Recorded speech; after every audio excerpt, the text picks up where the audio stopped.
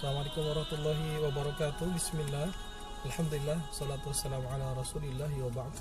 Sahabat Fikrindo, apa kabar semuanya? Semoga Allah subhanahu wa ta'ala memberikan kesehatan dan juga keimanan kepada kita semua. Hari ini adalah hari Jumat. Seperti biasa di Saudi, Jumat dan Sabtu merupakan hari libur nasional.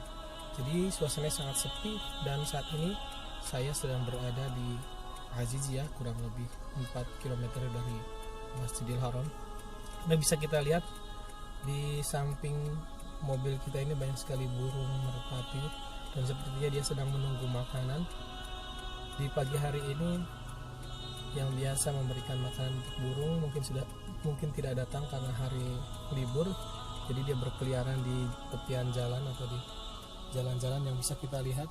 Masya Allah, sangat indah sekali.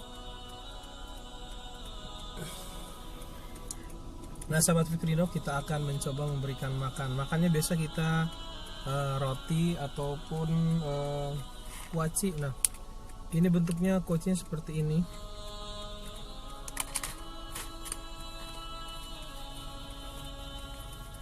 Nah, ini kuacinya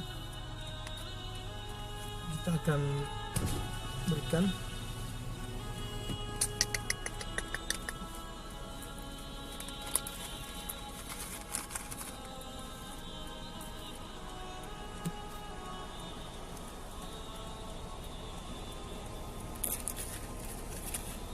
Boleh berdatang.